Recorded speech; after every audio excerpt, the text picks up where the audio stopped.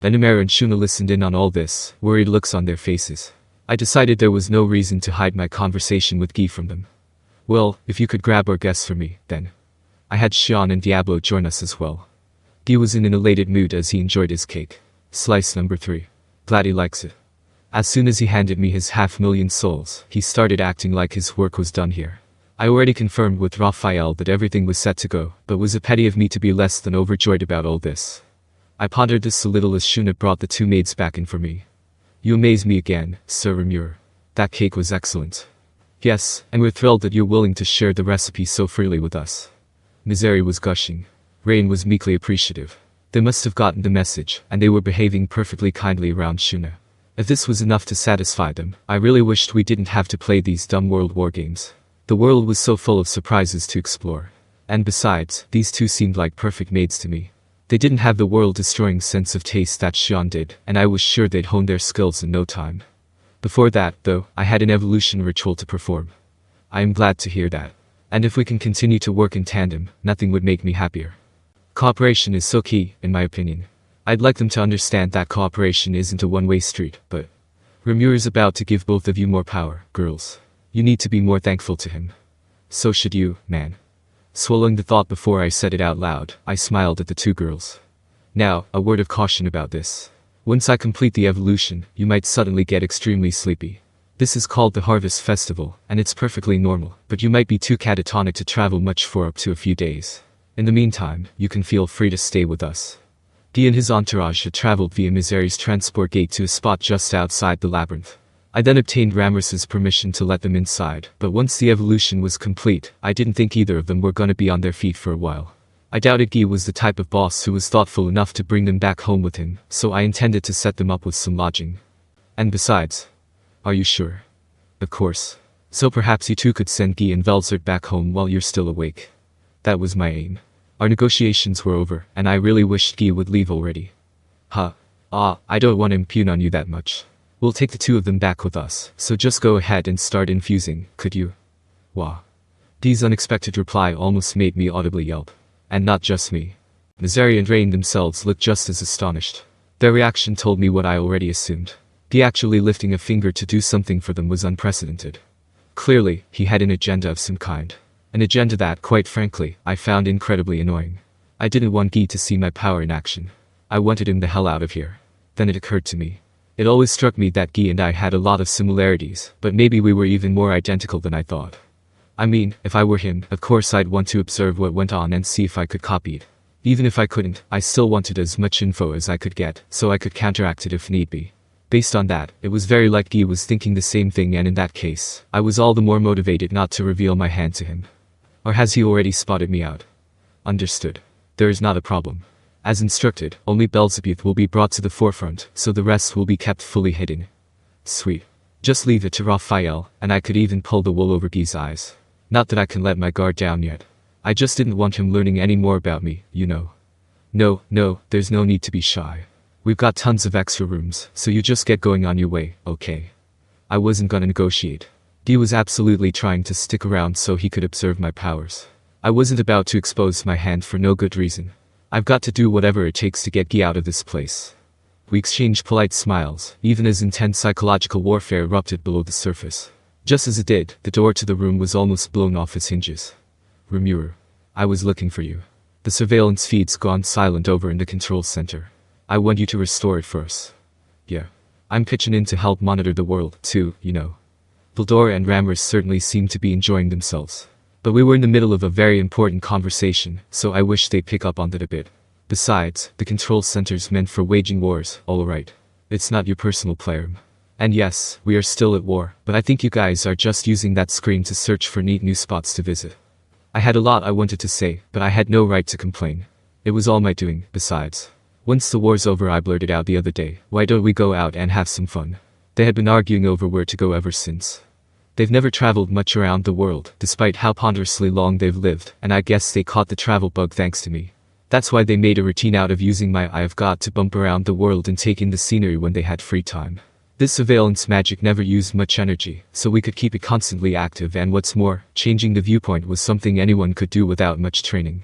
The eye couldn't cover every spot in the world, but it still had a wide range. Abuse it too much, though, and the magic effect would temporarily wear off. I'll head down there later, okay? Just sit tight and wait a second. Guess I'll have to lecture them later about keeping quiet when I'm entertaining guests. As their guardian, that's my job. I mean, I wanted to do some travel research, too, it was important that I gave them a good education about the world. But anyway, I was busy negotiating with Guy, so I tried to kick them out. However. Oh, hello there, Guy. Got some business with Rimuru, huh? Ramiris noticed Guy in the room. Veldor's eyes were elsewhere. Looks like you're having fun, Veldor. Gah. Wah. Why are you here, my sister? Here I thought you've matured a bit, but you're as boisterous as ever, aren't you? Great job taking human form, though. Looking pretty good for someone who just broke out of their seal, too. I'm glad you are well. The fun was apparently over for Veldor. Now he was stiff as a board. Velzard was being perfectly nice to him, but from my friend, it must have looked different. But I'd love to spend some time talking with you. It's been so long. Well, I'm sure you're a busy person, my sister, and I have work of my own to attend to. I'm afraid I do not have much free time. Oh, no need to worry about that. I think Guy and Sir Rimuru have a lot to talk about still, so why don't we have a nice, extended chat? Velzard's emphasis was clearly on the word extended. She completely ignored Veldor's claim of work obligations, and now he was looking to me for assistance. I gave him a brisk nod back. Good luck, man. Could we borrow a nearby room, Sir Rimuru? She flashed me a beautiful smile, and how I was going to say no to that. I can't. Of course. I'm sure you've got a lot of catching up to do, so take your time. I had no choice. Farewell, Veldor. We'll never forget your gallantry. He looked pretty bent out of shape over not getting any help from me. Then, with a quick hand movement, he grabbed hold of Ramiris. Whoa, master. This isn't any of my business. Please, don't leave me alone. The pathetic display convinced me. Veldor must be ill at ease around his sister Velzard. Or maybe more terrified of her. In my previous life, I had a friend who didn't like his big sister too much, either. She's such a dictator, he'd complain to me, eyes glowing with enlightenment, and I guess that applies to true dragons, too. I also had friends who'd whine at each other about how annoying their little sisters were, but I only had one elder brother, so I couldn't join in. I'm sure it was the same kind of deal with both sister types, and Veldora was starting to remind me of them. Then something occurred to me. A while back, Veldora and I were arguing over where we should go for a trip, and he was dead set against traveling north, like I suggested. He said it was too cold for him and so forth, but that seemed unnatural to me. There couldn't be any way the cold would affect him. Looking back, though, maybe he knew Velzard was there. As I watched Veldor, begging not to go as he held the door in a death grip, I couldn't help but feel sorry for him. Maybe I had it all wrong. I fully intended to abandon him since I didn't want to get burned, but let's lend him a bit of a hand. If it didn't work out, I thought, I'd just relent and that'd be that. Hey Guy. You live north of Inglesia, right? Ah yes, you call it the tundra waste down here. Pretty cold. Yes, Velzard said, standing up and turning to me as she kept a firm grasp on Veldor's shoulders. I don't suppress my magical force up there, so no life can survive in the region. He doesn't like the weak, so I did that to keep everyone else from blundering near him. Good. Let's keep it going.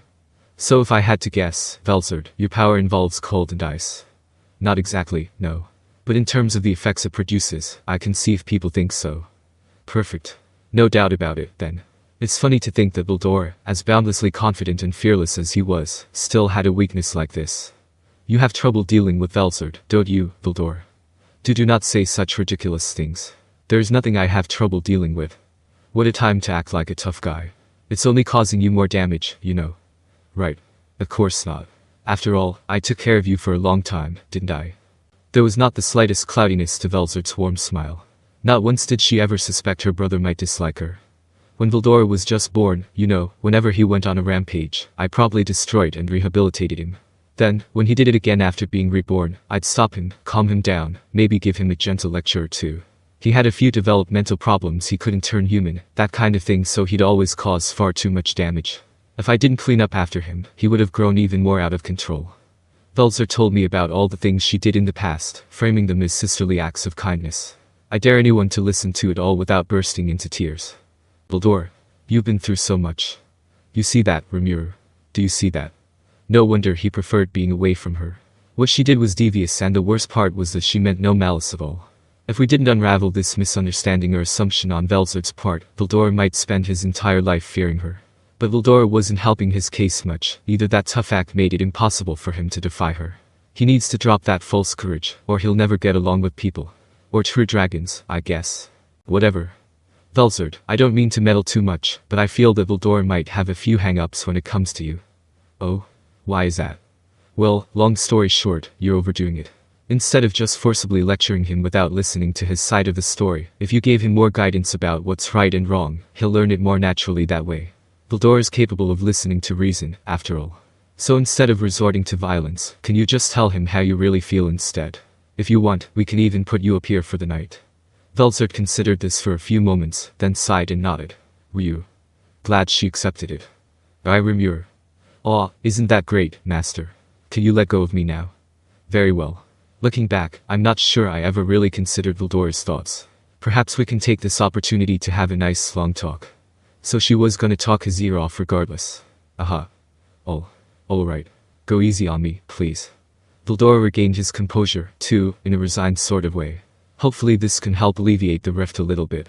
He exited the room, voluntarily this time, but he was still clutching Ramiris in his hand.